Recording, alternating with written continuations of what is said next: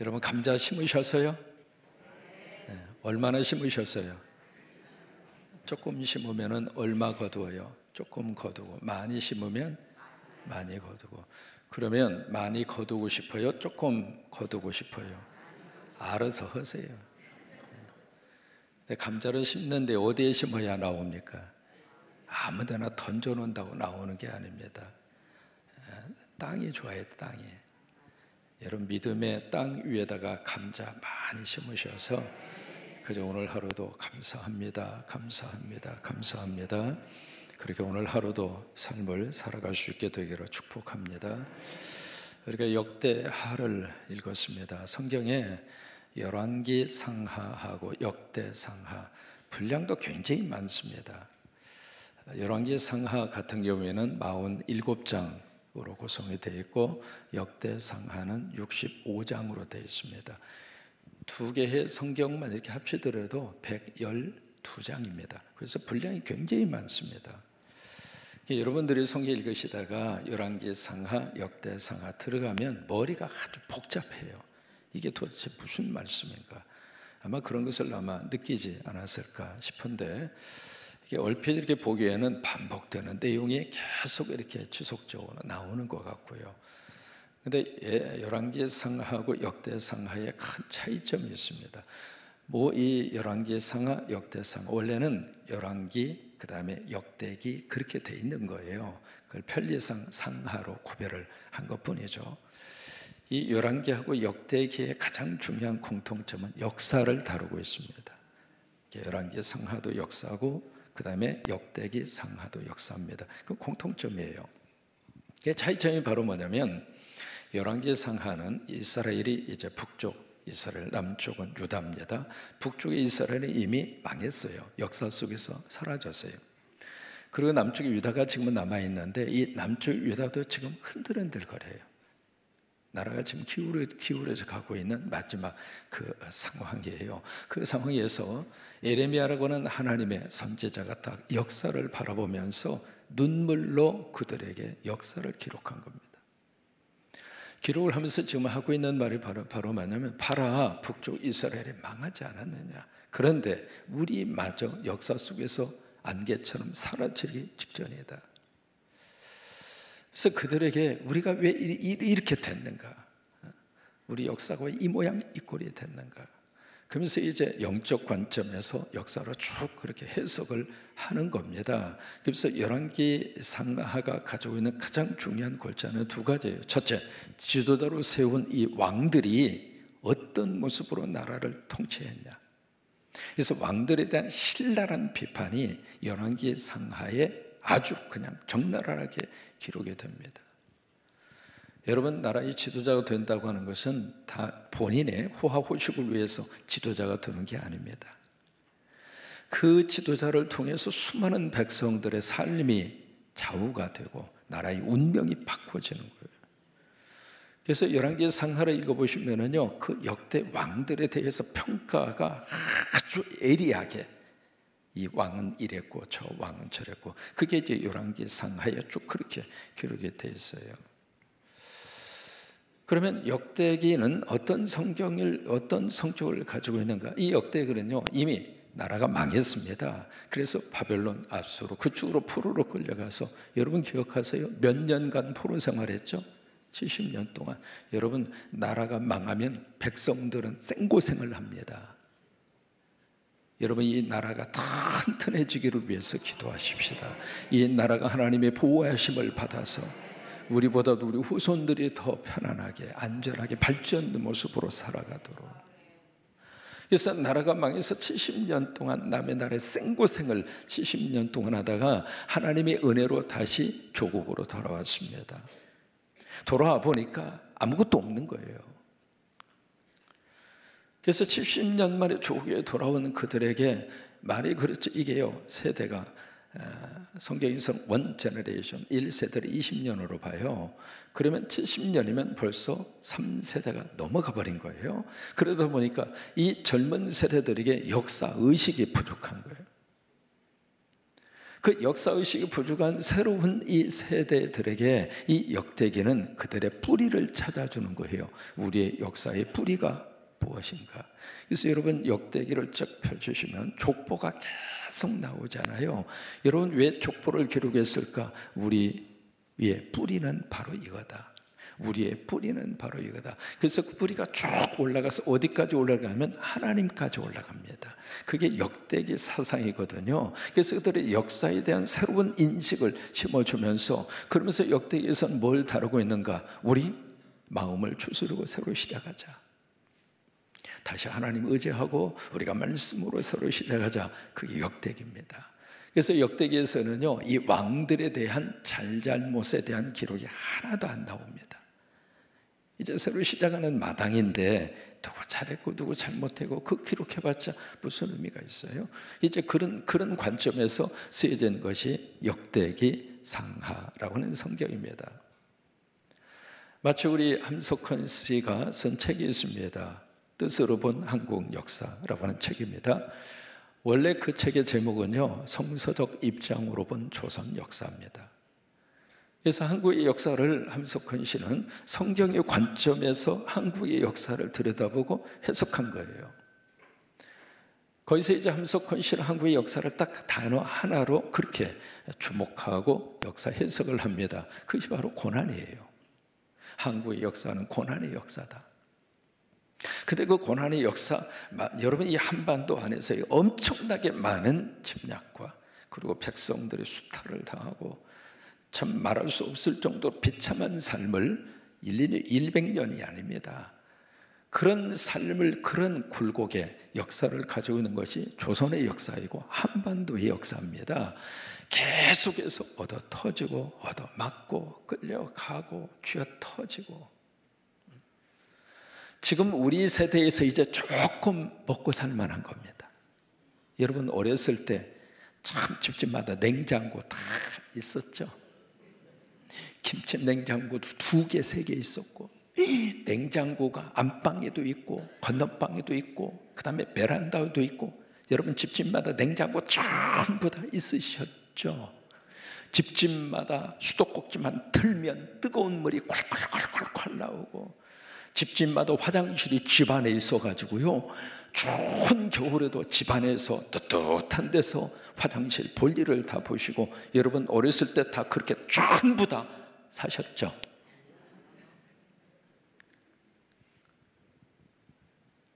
먹고 살 만한 게 과연 몇 년입니까?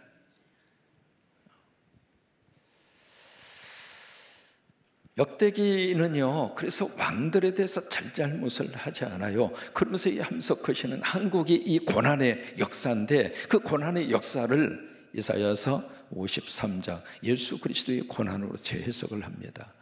예수님의 고난이 인류의 구원과 인류의 살림을 위해서 고난의 역사를 겪었듯이, 한국 조선의 역사는 인류의 영광을 위한 고난이다.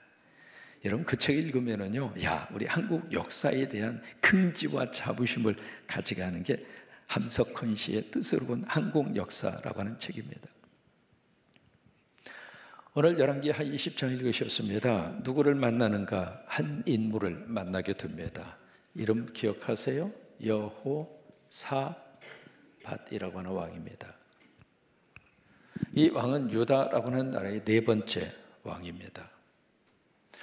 유다의 역사 속에 3명의 걸쭉한 선왕, 선왕이라고 표현하는, 역사 속에서 참 우리나라의 세종대왕처럼 참 백성들을 끌어안고 멋지게 지도자가 됐던 3명의 선왕이 있습니다. 그 중에 히스기야, 2번째가 요시야, 3번째가 여호사밧입니다. 이 3분의 인물은 여러분 꼭 기억하셔야 돼요. 히스기야, 요시야, 여호사밧. 시작. 다시 한번 시작. 이 3분이 선왕입니다. 이분들이 완벽해서 선왕이라 그 말을 붙인 것이 아니라 정말 하나님을 사랑했습니다. 여러분 나라의 지도자가 하나님을 사랑하면 곁길로 가지 않습니다. 이게 하나님을 제외시켜 엉뚱한 것에 빠지면 그 나라 전체가 다 그 모양 그 꼴이 되는 거예요. 이 세 명의 선왕들은 히스기야나 요시야나 여호사밧이나 하나님 정말 가슴 속에 품고 사랑하고, 그러다 보니까 백성들이 곁길로 가지 않는 거예요. 그리고 하나님의 말씀을 붙잡고 어떻게 해서든지 믿음으로 살아보려고 발부둥을 쳤던 사람, 이 세 명의 사람이에요. 여호사밧은 그의 아버지가 아사입니다. 그 아버지 아사가 통치를 하는 동안에 초창기 통치하는 기관에 참 정치를 잘했어요. 너무너무 이 아사라고 하는 이 왕 자체가 그래서 하나님으로부터 좋은 평가를 받았습니다. 받았는데 이 아사가 말년에 완전히 곁길로 가버립니다. 처음도 좋아야 하지만은 중간도 좋아야 하고 끝도 좋아야 돼요. 또 하나 더 중요한 것은 마지막이 중요합니다. 잘 달려오다가 마지막에 엉뚱한 길로 가버리면 지금까지 달려온 게 아무 의미가 없는 거예요. 취임식 때도 중요하지만은 사실은 저는 그렇게 생각해요. 은퇴식 때가 더 중요한 거예요. 근데 이 아사라고 하는 자기 아버지가 말년에 가서 완전히 엉뚱한 길을 가요. 그래서 하나님으로부터 엄청나게 심판과 하나님의 벌을 받거든요. 그 아버지의 그 모습을 보면서 이 아들 여호사밧은 35살 때 왕이 됩니다. 왕이 되면서 마음에 딱 결심을 해요. 난 아버지 같이 안 살겠다. 그래서 여호사밧의 이 통치의 기록을 보면 참 종교 개혁을 일으키고 우상을 다 철폐하고, 그래서 이 믿음으로 살아보려고 애썼던 사람이 여호사밧이거든요.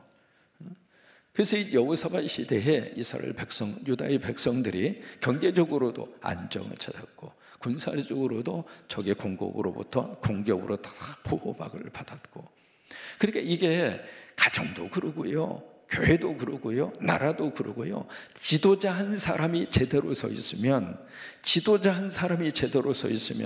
여러분, 교회로 말하면 담임 목사 한 사람이 제대로 서 있으면 그 교회 공동체는 전체 교인들이 하나님의 복을 받고 그 교회를 통해서 하나님의 역사를 하시고 하나님 나라를 이루시고, 전라북도 도지사 그분 한 분이 제대로 서 있으면 전라북도가 잘 된다 이 말이에요. 도지사가 와 있으니까 이 말을 하는 것은 꼭 아니고,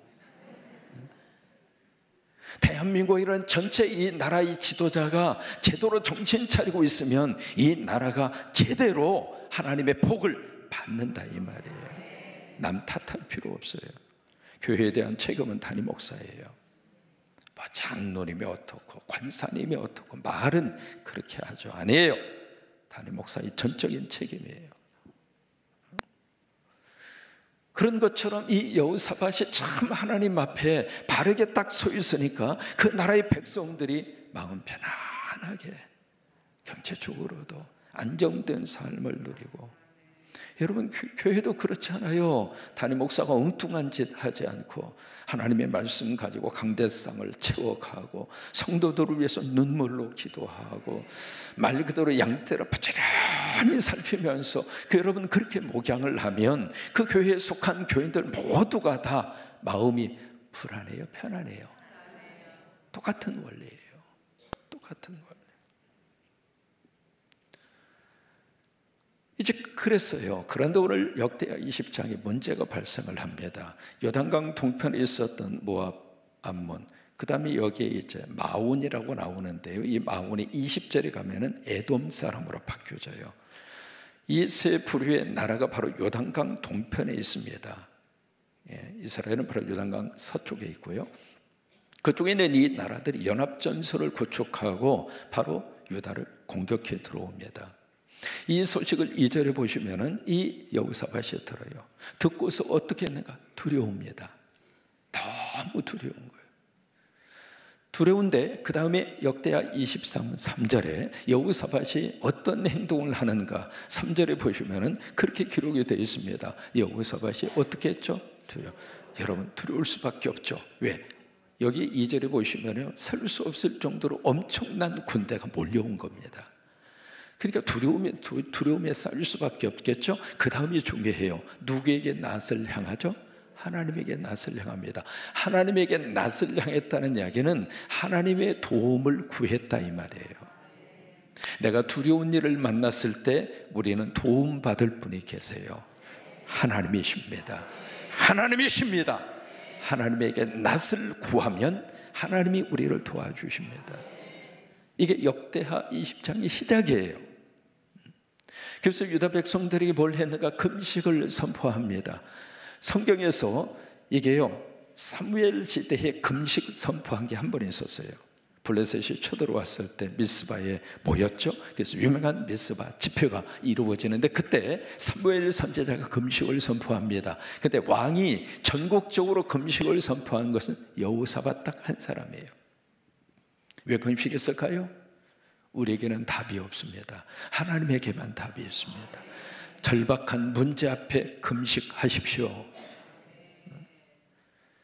하나님 매달리면서 하나님에게 낯을 향하고 금식하면 누가 역사하시는가? 하나님이 역사하세요. 본인은 지금 너무 힘들다고 하면서 힘든 문제를 해결할 수 있는 하나님 앞에 그냥 가서 여러분 금식하면서 기도하면 하나님이 가만히 계시겠습니까? 그래서 이제 5절로 가서 보시면 두 번째, 여호사밧이 어떤 행동을 보이는가? 5절입니다. 여호사밧이 어디로 갔죠? 여호와의 전. 어디에 섰어요? 셋들에 섰다. 무슨 얘기냐면 성전이 있는데 이 성전을 여호사밧이 중축을 하고 개축을 한 거예요. 그래서 새로운 뜰이 생긴 거예요. 여러분이 이 재단 임직자가 되셔서 이 교회를 자꾸 넓히십시오. 옆에 땅 사라, 그 말이 아닙니다. 물론 땅이 필요하면 사야 되겠죠. 그러나 영적으로 이 성광교회의 뜰이 자꾸 넓어지기를 바랍니다. 자꾸 넓어지기를 바랍니다. 11개 나라 108개 십자가로 만족하지 말고, 금년에 우간다에 42개, 금년까지 세워서 금년에 12개 세웠거든요. 우간다에 세워진 십자가가 42개입니다. 선교사님하고 함께 통화하면서 나오시기 전에 지금 우간다에 가 있거든요. 42개 십자가 교회마다 교인 숫자를 좀 파악해가지고 오시라고 그랬어요. 그러니까 셋들입니다. 셋들. 그러니까 여호와의 전에 셋들에 여호사밧이 딱 쓴 거예요. 이 절박한 문제 앞에 여호사밧이 어디로 달려왔는가? 교회로 달려온 거예요. 여러분, 교회에 오면 길이 있습니다. 교회로 오면 하나님의 역사가 나타납니다. 여호사밧의 입장으로 쓰는 완전히 속수무책이에요. 세계 나라가 연합해서 공격해 들어오는데 무슨 대책이 있겠습니까? 그러니까 여호사밧의 입장으로서는 아무것도, 본인이 할 수 있는 것도 아무것도 없어요. 말 그대로 무책이에요. 아무런 대책이 없습니다. 그런데 그 속에서 여호사밧은 하나님이 나의 대책이구나. 내가 섬기는 교회가 이 문제를 해결할 수 있는 대책이구나. 그래서 여호사밧은 하나님의 낯을 구하고 백성들의 금식을 선포하고 하나님의 전에 온 거예요. 여러분, 세상 살다가 힘들 때마다 이 교회에 오셔서 여기 와서 예배를 통해서 위로를 받으시고 말씀을 통해서 답을 얻으시고, 그래서 여호와의 전으로 온 거예요. 그래서 5절부터 11절까지 여호사밧의 기도입니다. 그 기도의 내용이 무슨 기도의 내용이냐면, 하나님이 이 땅을 주셔서, 이 땅은 바로 하나님이 약속한 거룩한 땅입니다. 그런데 이 땅에 배은 망득한 적들이 쳐들어왔습니다. 하나님의 전에서 기도하면 하나님이 들으신다고 약속하셔서 나는 하나님 앞에 기도합니다. 그런데 나에게는 힘이 없습니다. 그래서 나는 주님만 바라보겠습니다. 그 여호사밧의 기도예요. 그 기도가 딱 끝나고 나서 15절에 어떤 역사가 나타나는가? 14절에 여호와의 영이 회중 가운데 임합니다. 다시 말해서 응답이 떨어졌다 이 말이에요. 여러분, 기도하시면 하나님이 응답하세요. 그래서 뭐라고 응답을 하시는가? 거기에 이제 한 사람이 기록이 되어 있잖아요. 야하시엘. 그 사람에게 여호와의 영이 성령으로 임해서 그에게 응답의 말씀을 주세요. 그 말씀의 내용이 뭐냐면, 두려워하지 말라. 이 전쟁은 나의 전쟁이다. 나에게 속한 전쟁이다. 여러분, 세상의 모든 전쟁이 이렇게 해석할 수 있는 것은 절대로 아닙니다. 아무 전쟁이나 이것은 하나님의 전쟁이요, 하나님에게 속한 전쟁이요, 그렇게 말할 수 있는 게 아니에요. 여기서 이것이 나의 전쟁이다 그렇게 말씀하신 내용은 이 전쟁에 내가 개입하겠다 그 말이에요. 그래서 두려워하지 말라. 내가 너희를 위해서 개입할 것이다. 너희가 할 수 있는 것은 가만히 있어라. 왜? 하나님의 대책이니까 하나님이 하시겠다 그거예요. 그게 이제 야하시를 통해서 하나님이 주신 응답의 말씀이에요. 그 말씀을 딱 듣고 나서 오늘 20절입니다. 서론이 좀 길었죠. 그러고 나서 여호사밧이 지금 하는 모습인데 20절에 보시면 백성들이 아침에 일찍 일어납니다. 새벽에 일어나서 두고와 그 사막 광야 지도로 갑니다. 그때 여호사밧이 딱 서서 두 가지 말을 해요. 무슨 말을 하는가? 유다와 예루살렘 주민들아, 내 말을 들어라. 두 가지. 첫째, 너희는 너희 하나님 여호와를 어떻게 해라? 신뢰하라. 그 말은 have faith in God, 하나님을 믿으라 그 말이에요. 하나님을 믿어라. 여러분 지금까지도 하나님 믿고 사셨고 앞으로도 우리 하나님 믿고 삽시다. 지난 1년 동안 우리가 하나님 믿고 살았죠? 앞으로도 또 하나님 간절히 믿고 삽시다.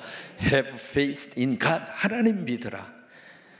그러면 너를 하나님이 떠받쳐 줄 것이다. uphold라고 하는 단어를 씁니다. 하나님을 신뢰하면, 하나님을 믿으면 하나님이 너를 받쳐줄 것이다. 저는 이 말씀에 너무 감사해요. 여러분 하나님 믿는 것만큼 하나님이 우리를 받쳐주세요.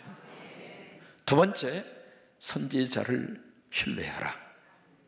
그 이야기는요 잘 기억하셔야 돼요. 여기 선지자 야하시엘, 이 선지자 우리로 말하면 목사님 신뢰하라 그 말이 아닙니다. 그를 통해서 하나님이 주신 메시지, 그 말씀을 신뢰하라 그 말이에요. 그 말씀을 믿으라 그 말이에요. 여러분 목사 믿으면 큰일 날 때가 종종 있어요.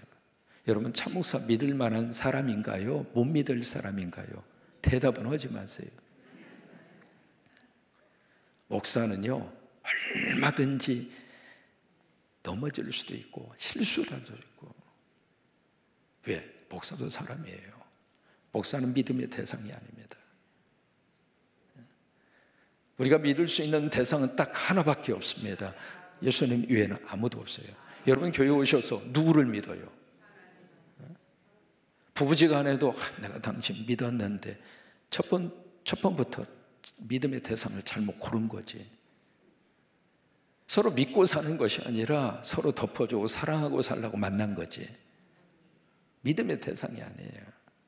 이게 여기에 선지자를 신뢰하라 그 말은요, 선지자가 했던 그 하나님의 메시지의 음성, 응답의 내용의 말씀을 신뢰하라 그 말이에요.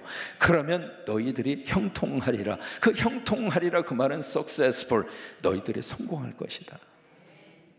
그 다음에 21절에 무슨 일을 지금 벌이고 있는가? 21절입니다. 백성들과 함께 의논합니다. 그리고 뭘 하는가? 성가대를 조직해요. 성가대를 조직을 해서 그들에게 애복을 입힙니다. 그래서 애복을 입힌 다음에 이 군대 앞에다가 성가대를 딱 세워요. 성가대를 세워서 이 성가대가 찬양을 합니다.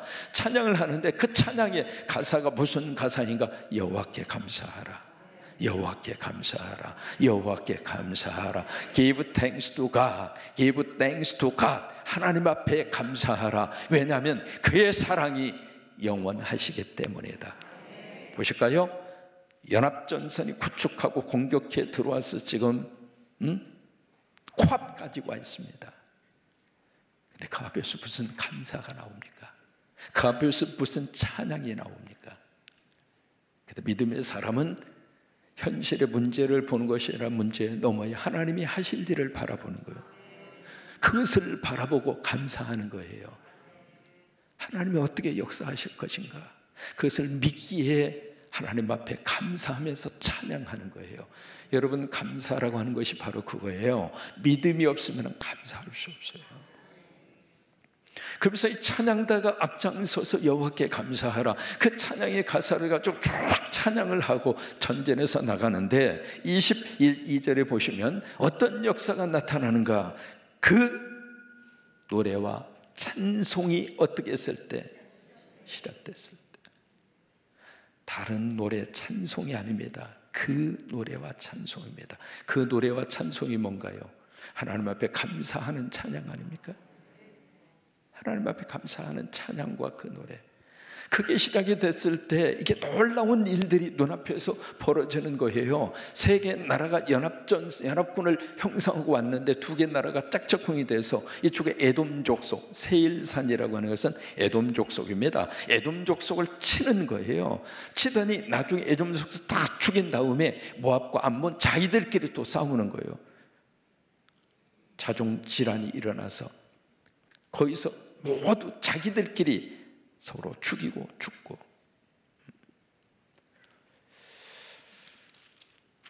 자, 그러면서 23절에 보세요. 자, 같이 한번 읽습니다. 곧 암몬과 모압 자손이 일어나 세일산 주민들을 쳐서 진멸하고 세일 주민들을 멸한 후에는 그들이 서로 쳐 죽였더라. 서로 자기들이 죽고 죽이고, 결국 거기에다가 이름 하나를 붙입니다. 무슨 이름을 붙이는가? 불화가 골짜기라. 불화가 골짜기. 불화가 골짜기다. 이 불화가라고 하는 것은 축복이라고 하는 뜻이에요. 축복. 불화가라고 하는 이게 히브리 말로 베라카예요. 베라카. 여러분, 이 베라카라고 하는 말에서 나온 단어 하나가 있습니다. 버락이에요. 버락. 버락하면 미국의 대통령 이름이 좀 연상이 될 거예요. 버락 오바마. 그 버락이 베라카에서 나왔어요. 이 베라카에서 나온 단어가 이 불화가예요. 축복의 골짜기다. 여러분, 감사하고 가면 하나님이 우리 감사의 그 현장을 불화가로 만들어 주세요. 감사하면 우리 삶의 자리를 베라카로, 버락으로, 축복의 현장으로 하나님 바꿔주세요. 여러분, 감사는 인생의 승리입니다. 대체의학에 앞장서고 있는 분 중에 이병옥 교수라고 하는 분이 계세요. 그분이 무슨 이야기를 하시냐면 JPT 운동을 열심히 하라는 거예요. JPT 운동을. 그 J라고 하는 이 J는, 첫 번째 J는 뭐냐면 joy, 기쁨이에요. 기쁨. P는 pray, 기도입니다. 그 다음에 T는 thanks, 감사합니다. 이것을 첫 글자를 따서 이병옥 교수는 JPT 운동이라 그렇게 이야기한 거예요. 이 세 가지의 것이 기뻐하고, 그리고 기도하고, 그리고 감사하면 우리 세포가 춤을 춘다고 하는 거예요. 세포가 춤을 추면서, 참 이분이 그 이야기해요. 이 JPT를 하면 할수록 암세포라 할지라도 우리 몸의 세포를 완전히 활성화시킨다는 거예요. 그래서 우리 몸 안에 면역력을 급상승시키는 것이 JPT라고 하는 거예요. 기뻐하고, 기도하고, 감사하고. 여러분, 이 세 가지 운동 열심히 하셔서 몸의 면역력을 키우시고, 그리고 암세포도 다 물리치시기를 바라고, 그래서 여러분 행복하게 사시기를 주의 이름으로 축원합니다. 자, 그러면 들었으면 실천을 해야지. J 이제 기뻐하자 이 말이요. 지금 아니, 목사님 집에 가서 할게요. 집에 가서 안 하니까 여기서 하자 이 말이에요. 조이, 웃음이 웃음.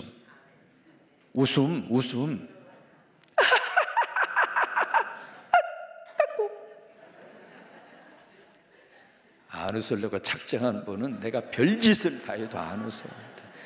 자, 어느 때는 보면 참 징그러. 아, 참. 저도 참 고상하게 놀고 싶은 사람이에요. 넥타이 매고 앞에서 내가 무슨 어르르 깍꾸기나 할 군번은 아니에요. 왜 그러느냐? 여러분들이 좀 건강하시고, 여러분들이 좀 행복하시고, 그러면 목사가 좀 망가지고 싶다 이거야. 그래도 안 웃겠다고 작정하면 알아서 하세요. J. 그렇게 해가지고는 암세포 못 죽여. 여기서부터. 시작. 한 번 가지고 안 돼야 3번은 해야지. 다시 한번 시작. 예수님 때문에 감사하다.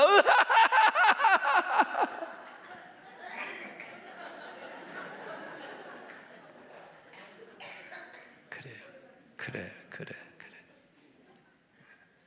교회 왔으니까 한번 웃어보고, 예배 드리니까 한번 웃어보고. 갑자기 웃으면 안면 근육 마비증이 생기니까 꼭 여기를 마사지를 하고 웃어요. 한 번도 안 웃어가지고 얼굴 안에 있는 근육 가운데 운동을 안 한 근육을 갑자기 하면 마비가 오잖아요. 그러니까 웃기 전에 여기서 꼭 마사지를 꼭 해요. 어제도 우리 3교구 1지역 신방하는데 세상에 30몇 명인가 왔어. 내 안수하느라고. 와, 주여. 어쨌든 그래, 어제도 좀 했는데 마사지 먼저 해봐요. 이렇게. 자, 마사지 좀 해봐. 목사가 하면 따라서 그냥 해봐 좀. 참, 목사가 별일을 시키고서 다 복받는 척이라 하죠. 자, 하면서 그렇게 하세요. 아이고 예쁘다, 아이고 잘생겼다, 아이고 앞으로 큰 복 받을 거다, 하나님의 사랑하는 나지, 아이고 좋다. 4층은 왜 아니요? 여기서 내가 못 보는 줄 알아요? 다 보지. 기둥대에 숨어 있어도 보여. 자, 하셨어요? 자, 이제 제2 기쁨이에요. 시작. 배에다가 들어.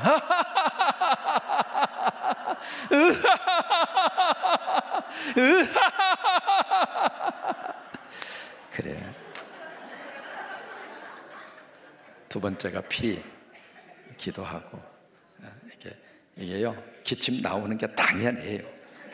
그 다음에 세 번째 T, 땡큐, 감사.